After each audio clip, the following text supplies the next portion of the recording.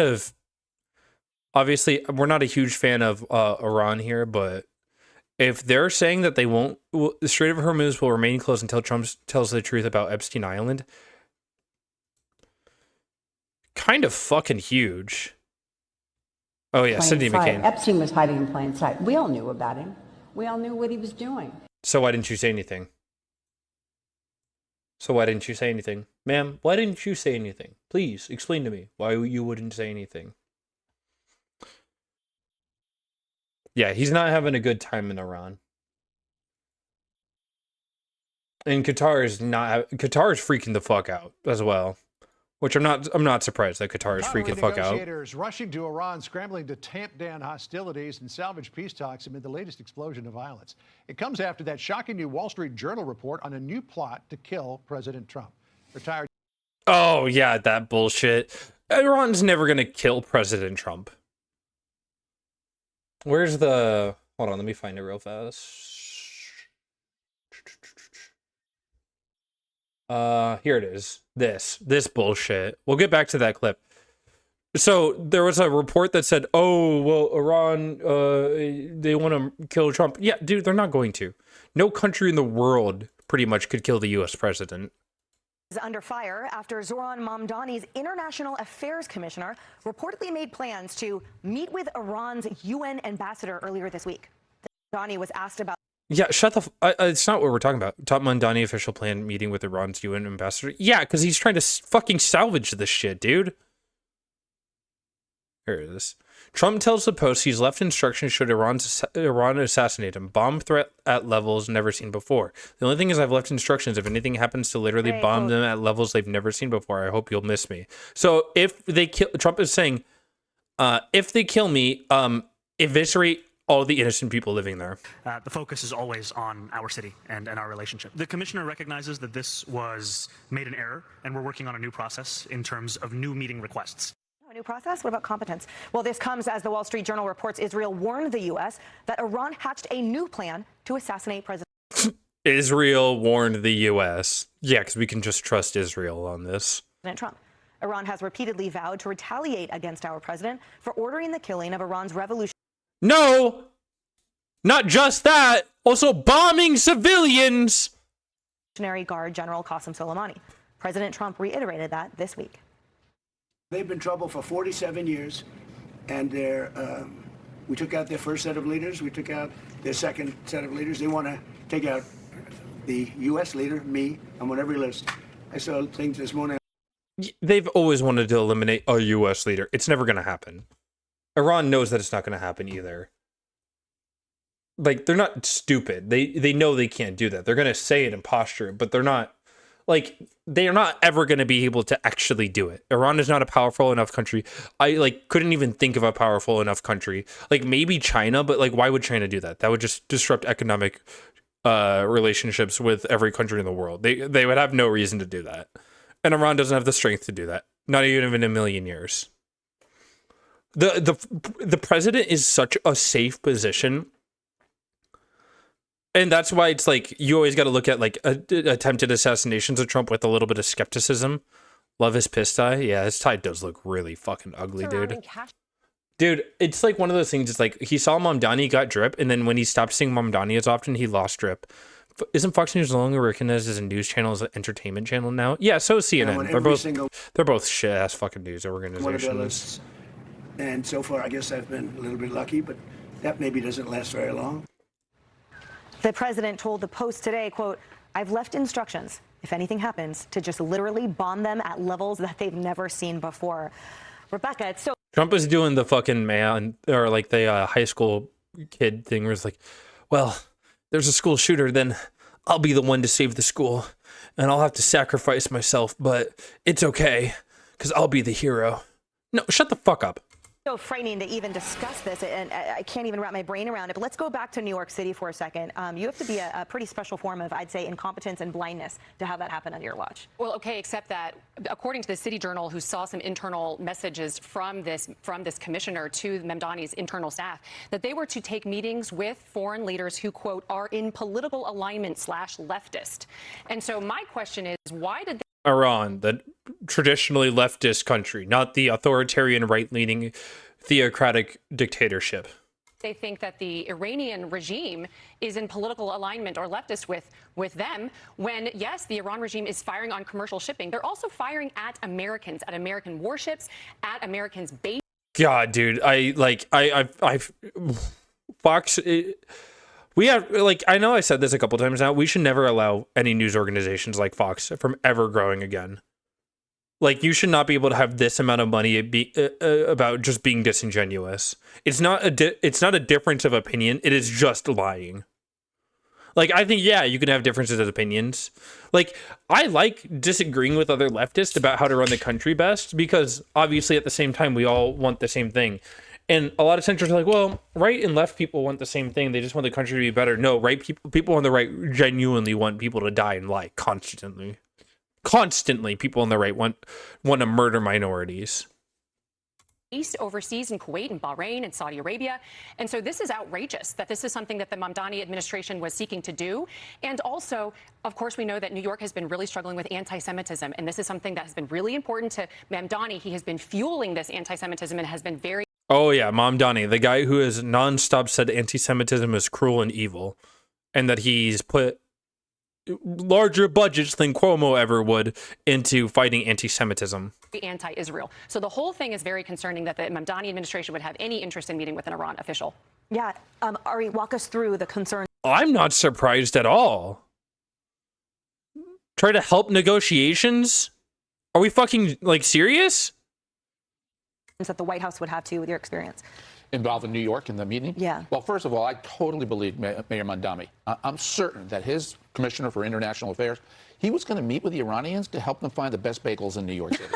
I am certain this is going to be a friendly, come to New York, we love you meeting. That's what it was about. I mean, I just can't imagine Zoran Mamdani wanting to have a meeting with people who say death to America, death to Israel, for any other reason than to be nice. I mean, what you just said is exactly right, Rebecca. This was politics. This is... Or maybe to help broker a deal. Yeah, I feel like the average Republican, at least in my area, is just stupid at consuming misinformation. Like, the motivation is completely different from big Republican figures. Yeah, but, like, that's the thing. Like, they're stupid in consuming misinformation, but then making the choice to never challenge that.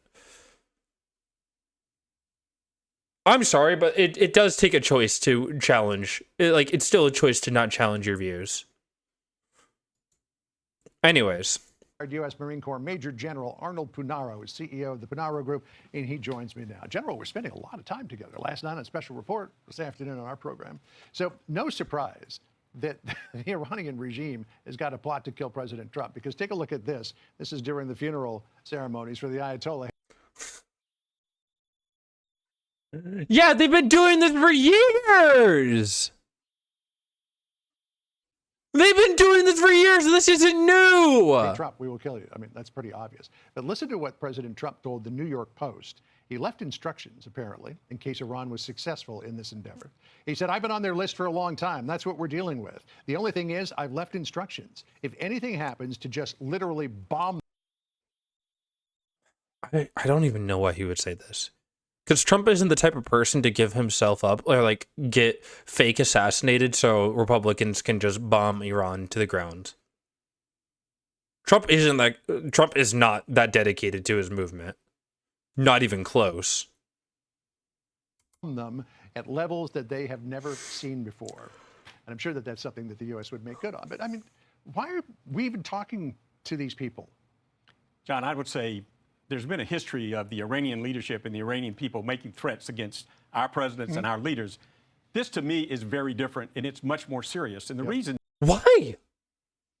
It's the same thing that's happened constantly, dude. It's much more serious is they understand that President Trump is the only president that's basically almost reduced their nuclear ambitions to nothing. We've got to watch it at all times, taking down a lot of their military capability to basically... Obama reduced their nuclear capabilities by 100%. Obama reduced their nuclear capabilities by 100%. He can never fake his death because he wants to constantly be in the public eye and negatively influence people. Yeah, dude. Like, I don't even know why he's saying this. He's just fucking... I don't know, man. Every fucking Republican is just losing their shit, being dumb as hell. export terrorism, Hezbollah. So I'm with you, though. We always prefer diplomacy. That's been our country's mode. The Iranians don't Not once has that been our mode. negotiate seriously. They're just going to drag it out. They're never going to agree to anything that the U.S. would find acceptable. But I think when you actually threaten to kill an American president and you have an active plot to do so, according to the They've had, according to the Israelis, and they're typically right on this stuff, isn't that in essence a declaration of war? I certainly would see it that way. I mean, no, that's not how the declaration of war works. It's never how. That's not a declaration of war. It's not how a declaration of war works. Even if a country declares war on the U.S., doesn't mean the U.S. has to respond with their own declaration of war or their own response. It's never once how it's worked. Because remember, Hitler declared war on the U.S., and then the U.S. declared war on Nazi Germany. Oh yes, America. Famous for peace and diplomacy. even though they might argue he's a legitimate combatant, the heads of states are legitimate combatants in war. The leaderships are legitimate combatants. In theory, we're not in a state of war with Iran right now. But certainly, I think it just underscores the fact that we've got to deal in Iran with the center of gravity. And the center of gravity is the IRGC, the Republican Guards, the Quds Force. And even though the president significantly reduced their nuclear ambitions and ability to export terrorism, the IRGC. We've basically done nothing to Iran, by the way. Like, Iran has just been more fortified now, more than ever, and more distrustful of any Western support. Iran will never, ever make a deal again with any Western country. He still controls the Straits of Hormuz, which we find unacceptable, and we've got to change that. Well, I'm not sure. Do they actually control it, or are they just harassing it? Because Well, I think They control it.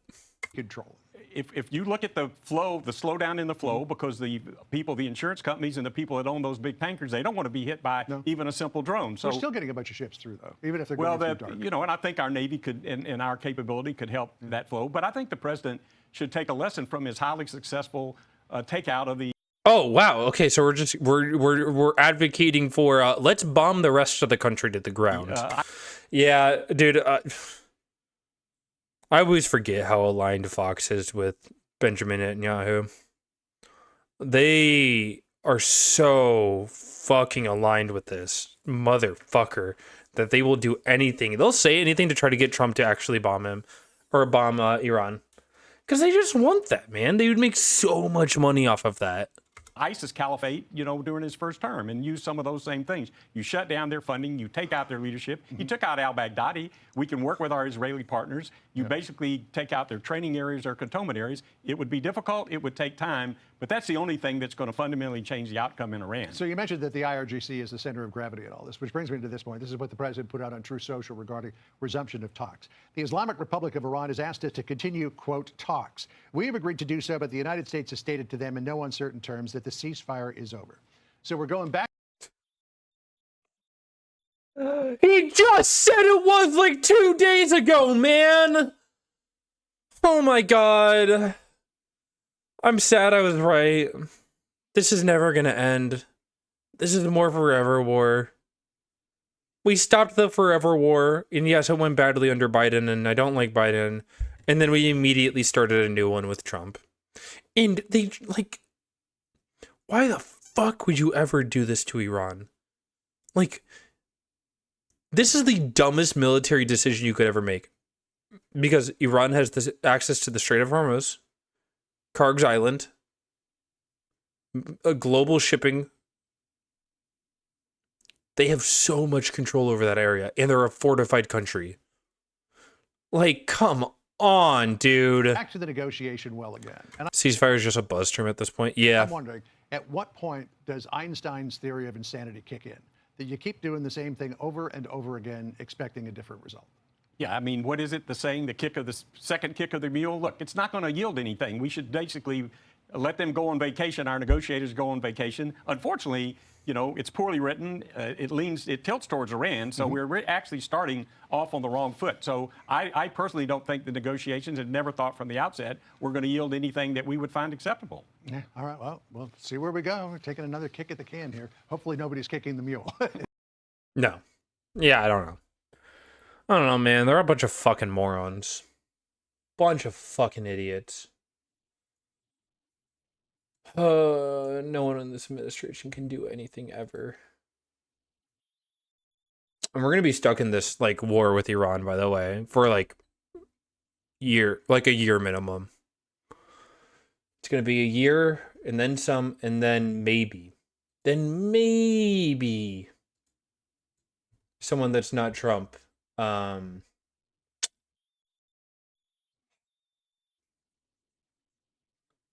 Maybe someone that's not a Republican takes us out of it. But I don't know, man.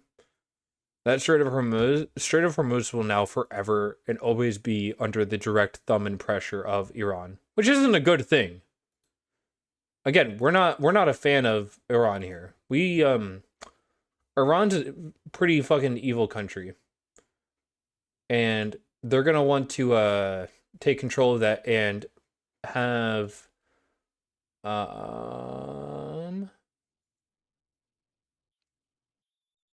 leverage over Western countries for this shit. I don't know.